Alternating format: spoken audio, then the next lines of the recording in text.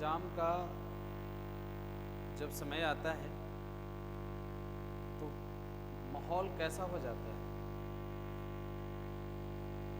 देखते होंगे कि पूरे जिसके घर में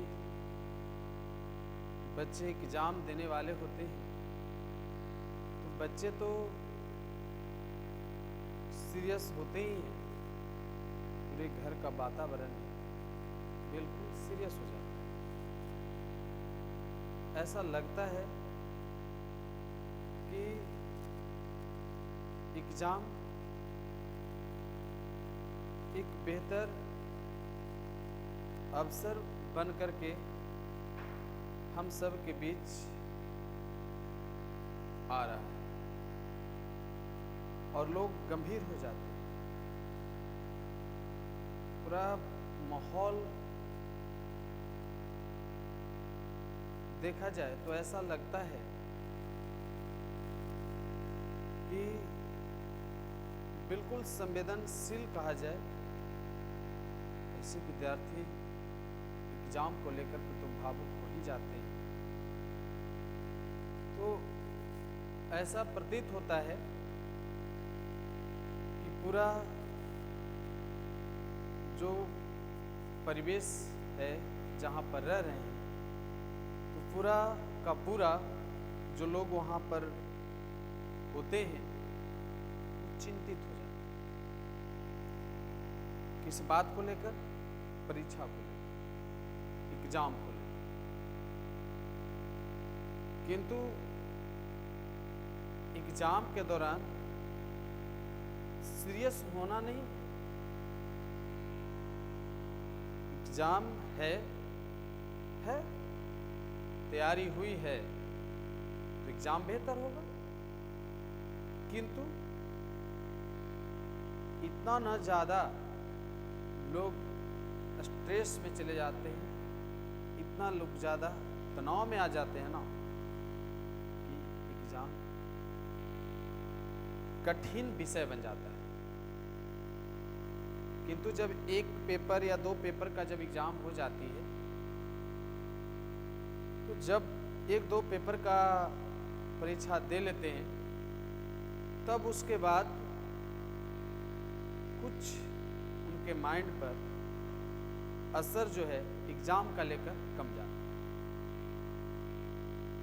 किंतु वे असर और भी ज़्यादा से ज़्यादा प्रभाव डालने लगता है जब परीक्षा को लेकर के वे जितना तनाव में पहला पेपर होने से पूर्व थे उसके बाद फिर वो अपने आप को रिलैक्स करने लगते हैं, अपने आप को परीक्षा से हट करके और अपना सोच को प्रकट करने लगते हैं। तो वही अगले दिन का जो उनका पेपर है वो और टफ होने लगता है। तो इस माध्यम से हम बताना चाहेंगे कि जितना भी दिन आपका परीक्षा है आप हर एक पेपर के लिए उतने ही तरीके से आप अडिग रहें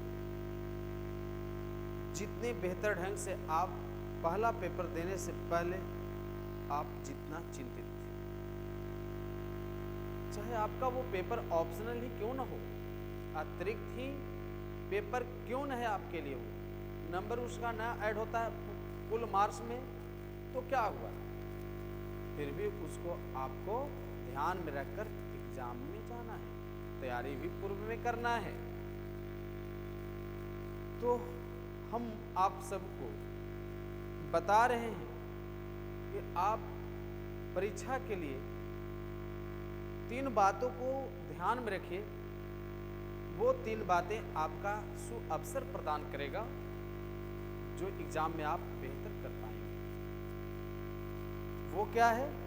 पहला है कि एग्जाम में डर नहीं होती। एग्जाम से डर लोगों की नहीं होती है, डर उनका मन से पैदा हो जाता है। यानी मन में जो डर पैदा होता है ना वही एग्जाम के लिए भयभीत कर देता है। तो हम सबसे पहले बताना चाहेंगे कि जो आपका जो मन में जो डर है वो पहला हम यहाँ पर बताना चाहेंगे, मन की डर को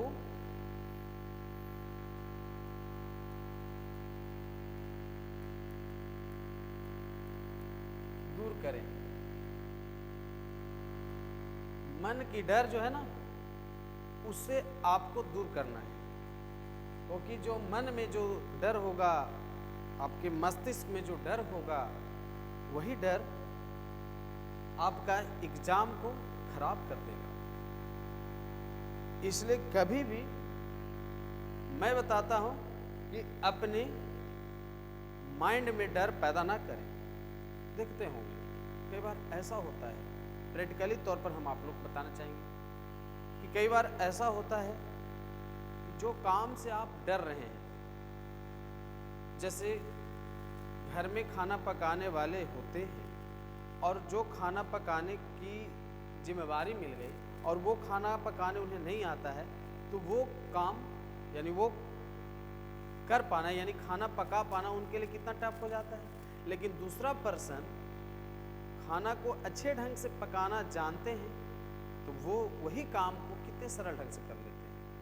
तो इसी तरह से विद्यार्थियों को भी होती है कि जो एग्जाम का सिलेबस है वो आपके ध्यान में है, चैप्टर को आपने ध्यान में रखा है, क्वेश्चन को ध्यान में रखा है, तो आपके मन में कभी डर पैदा नहीं होना चाहिए, परीक्षा को लेकर के भयभीत नहीं होना चाहिए।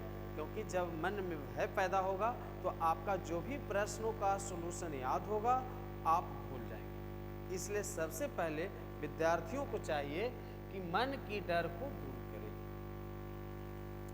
सबसे पहला काम है कि आप माइंड को विचलित रखेंगे। एक बात और हम बताना चाहेंगे, कई बार ऐसा होता है कि कोई आपको कोई बात बोला था और वो आपका रिजल्ट देना था वो सुन करके 2 दिन के अंदर में, और 2 दिन के बाद तीसरे दिन वो व्यक्ति मिलता है, फिर वो आपसे बोलता है कि हमने आपको कोई काम दिया था, आपने वो काम किए हैं कि नहीं किए हैं, तो झट से आपको याद आता है कि वो हम तो उसे भूल गए। तो आखिर भूले क्यों? क्योंकि आप विचलित थे, आप स्ट्रेस में थे, आप तनाव में थे। इसलिए विद्यार्थियों को चाहिए कि परीक्षा के दौरान तनाव मुक्त रहें, शांत रहें, शांति जहां मिलता है उस जगह पर रहें, जहां शांत वातावरण हो वैसे जगह पर आश्रय रखें, तो ही आप सफल विद्यार्थी कहलाएंगे।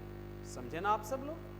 बिल्कुल समझ रहे होंगे। तो सबसे पहले आपको माइंड को सेटल करना है और मन से डर को मुक्त कर देना है, यानी मन में डर नहीं रखना है।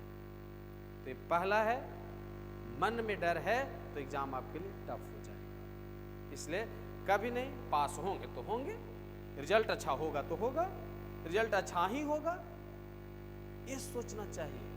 कल का पेपर भी मेरा अच्छा होगा, यही सोचना चाहिए। एक कभी भी माइंड में ये मेंटेन ना करें कि हमारा खराब होगा। जब आप गलत सोच रहे हैं तो खराब ही हो जाता है। इसलिए कभी आप नेगेटिव बातों के प्रति आप ऊर्जा को ना लगाएं। इसलिए मैं कहता हूं कि आप सकारात्मक सोच के साथ आप अगले दिन का पेपर की तैयारी करते रहिए, हमेशा आपके जीवन में सफलता ही मिलेगी। और हमेशा इस सोच के साथ आपको काम करना है कि सफलता मिलेगी ही, रिजल्ट अच्छा होगी ही, पेपर हमारा अच्छा जाएगा ही, हम इन प्रश्नों का आंसर अच्छे से लिख पाएंगे ही, ये सोच होना चाहिए। दूसरी बातें हैं कि बीच बीच में पढ़ाई यदि आप कर रहे हैं, तैयारी कर रहे हैं, तो बीच बीच में आपका ब्रेक भी जरूरी होता है। यानी बीच बीच में ब्रेक को भी लें, बीच बीच में आपको ब्रेक लेना है। दूसरा पॉइंट है आपके लिए कि ब्रेक लेते रहें, बीच बीच में आपको ब्रेक भी लेना है। वो ब्रेक क्या है? 4 घंटे आप पढ़ते हैं, आधे घंटा का ब्रेक ले लीजिए, 1 घंटे का ब्रेक ले लीजिए। लेकिन हाँ, इसमें भी बहुत बड़ी बातें हैं। ब्रेक के दौरान मैं बताता हूं कि आप इस समय देखिए क्या मैंने लिखा, यानी अब ब्रेक लिए, हाथ में रिमोट लेकर टीवी के पास बैठ जाते हैं। यह ब्रेक आपका ब्रेक नहीं कहलाएगा। ये क्या होगा? ये माइंड में आपका इनपुट हो रहा है, इनपुट टीवी में जो चलेगा, चलचित्र चलेगा, धारावाहिक चलेगा, मूवी चलेगा या और भी कुछ, ये ब्रेन में इनपुट हो रहा है। जब आप उससे हटिएगा, आप आधे घंटे के बाद यदि आप पढ़ने के लिए फिर से बैठेंगे तो ब्रेन प्रोसेसिंग करना शुरू करेगा। और जब ब्रेन प्रोसेसिंग, स्वाभाविक है कि आप इनपुट किए हैं तो प्रोसेसिंग होगी ही। जब प्रोसेसिंग होगा तो पता चला कि क्वेश्चन का आंसर आप 2 बार पढ़ जा रहे हैं, 3 बार पढ़ जा रहे हैं, 4 बार पढ़ जा रहे हैं, लेकिन बाद में जब आप देख रहे हैं तो क्वेश्चन का आंसर आपको सही से याद नहीं हो पा रहा है। इसलिए ब्रेक के समय जब आप ब्रेक लेते हैं तो मेरी तरफ से आदेश है, सलाह है कि आप ब्रेक लें तो नो टीवी के संपर्क में, या फिर बहुत बड़ा आज के डेट में समस्या है विद्यार्थियों के लिए, क्या चीज का पता चल गया होगा, मोबाइल फोन का। ब्रेक लें लेकिन ये काम से दूर रहें, इससे दूर रहिए, मोबाइल फोन से दूर रहिए और टीवी से दूर रहिए, तब आपके लिए ब्रेक है। अन्यथा वो मनोरंजन का साधन हो जाता है और समय आपको 2 मिनट की जगह कई मिनट चले जाते हैं। तो ये ब्रेक नहीं कहलाएगा। यानी ब्रेक लेना है तो ऐसा ब्रेक लें जिसमें आपको पोषक तत्व हो। थोड़ा पानी लीजिए, कुछ खाने का आइटम रखिए, उसे खा करके थोड़ा सा अपने गले को, अपने माइंड को शांत रखिए। ब्रेक इसके लिए होता है, नहीं कि ब्रेक मनोरंजन की साधन के लिए होती है। यदि आप मनोरंजन की साधन को यदि आप अपनाते हैं और एग्जाम का आप तैयारी में हैं तो बिल्कुल आपका यह तैयारी नहीं माना जाएगा और नतीजा होगा कि कभी कभी कंपटीशन वाले बच्चे को भी आप देखते होंगे कि समय 4 साल 5 साल तक वो दे देते हैं, उसके बाद भी उनको सही से रिजल्ट नहीं आ पाता है। नौकरी की बात छोड़िए ना, वो नौकरी का सेट बना ले, 4 साल तैयारी करने के बाद यदि वो सेट बनाए, नौकरी में जितना टाइम नौकरी लेने वाले परीक्षा के दिन जितना टाइमिंग होता है, जितना मापदंड पूरा करना होता है, वो घर पर ही बैठ करके वो देख ले कि हम उसको कर पा रहे हैं कि नहीं कर पा रहे हैं। उसके बाद वो बहाली का इंतजार करें। तो बच्चे ऐसे नहीं करते, पहले वो बहाली का ही इंतजार करते हैं, फिर बहाली आती है, एग्जाम में बैठते हैं, रिजल्ट नहीं होता है तो फिर वो सोचते हैं कि इस बार चूक गए, अगले बार निकाल लेंगे। तो ऐसा नहीं सोचना है। आप लोग को सोचना है कि बहाली आएगी, हम पहले से ही घर में ही हम बहाल हो जाएं, हम सारा मापदंड को पूरा कर लें। कई बार वो घर में ही परीक्षा दे लेना, जिस दिन वो आएगी बहाली उस दिन उसके लिए सीट सुनिश्चित हो जाएगा। ऐसा करना पड़ता है विद्यार्थियों को, तब सफलता हाथ लगती है। इसलिए बार बार का मौका आपको नहीं चाहिए, एक बार ही आपके लिए काफी है। आप एक बार आपको मौका मिला, उसी में आप अपना सीट को निर्धारित करना है। विद्यार्थियों को ऐसा होना चाहिए। और यही ब्रेक है आपको जो बीच में लेना पड़ता है। इसमें आप थोड़ा सा जलपान कर लीजिए, दूध वगैरह का साधन है तो दूध का सेवन करिए, और भी प्रोडक्ट आपके पास है तो उसका इस्तेमाल करिए। तो ये बीच में आपके लिए यह साधन का होना बहुत जरूरी है। समझ रहे होंगे बात को। तीसरी बड़ी बात है कि शांत रहें। कब शांत रहें भाई? शांत रहें कब? यानी एग्जाम के समय शांत रहना पड़ता है नहीं? शांत रहने का मतलब, मेरा मतलब हुआ कि आप एग्जाम हॉल में जाएं तो एग्जाम हॉल में जाते ही तुरंत प्रश्नों का आंसर शुरू ना करें, बल्कि आप शांति की सागर में विलीन हो जाए। शांति की सागर में आप अपने आप को तैयार कर लें। आप देखते होंगे कि पड़ोस वाले को प्रश्न मिला, आंसर शुरू कर नहीं, आप प्रश्नों को सही ढंग से पढ़ लीजिए। कई प्रश्नों को आपको जितना खंड बना हुआ है, जितना सेक्शन में प्रश्न है, इन सभी प्रश्नों को सही ढंग से पहले पढ़ें, उसके बाद बिल्कुल शांत हो जाएंगे और सही ढंग से प्रश्नों को पढ़ेंगे तो कुछ ऐसे प्रश्न को पढ़ते पढ़ते आंसर याद हो जाएंगे जो बिल्कुल आपको दिमाग से वो बाहर था। और आप पहले के समय में जब घर पर तैयारी कर रहे थे तो वो प्रश्नों का आंसर आपके पास था और आप उस प्रश्नों का आंसर याद किए थे। लेकिन पहले प्रश्न पर आप आंसर देने लगते हैं तो कई बार ऐसा होता है कि अन्य प्रश्नों का आंसर अशांत होने के कारण वो भूल जाता है। मैं इस प्रैक्टिकली तौर पर बताना चाहेंगे आप लोग को कि कई बार ऐसा होता है कि कई बार काम से निवृत्त होकर के और अब जब शांत होकर बैठते हैं तो कुछ ऐसे भी काम याद आ जाता है या कुछ ऐसी प्लानिंग आपको समझ में आने लगता है जो आप जीवन में करना चाहते हैं। कुछ ऐसी आपकी माइंड में सोच आ जाती है जिस सोच के बाद आप उस कार्य को करना शुरू कर देते हैं। जैसे बिजनेस करने वाले को एक शांत से बैठने पर एक बिजनेस समझ में आता है कि हम कौन सा बिजनेस को कर सकें। उस तरह विद्यार्थियों का जो जीवन है ना, वो भी जीवन इसी तरह का है। जब शांत रहिएगा तो नई सोल्यूशन आपके माइंड में आ जाते हैं। इसलिए एग्जाम में जब भी जाएं तो पहले आप एग्जाम के दौरान शांति से बैठ जाएं। शांति से बैठने के बाद आपका समय हो चुका है, प्रश्न मिल चुका है, आंसर शीट मिल चुका है, तो तुरंत आप आंसर शुरू ना करें। पहले कई प्रश्नों को आप ध्यान से पढ़ें।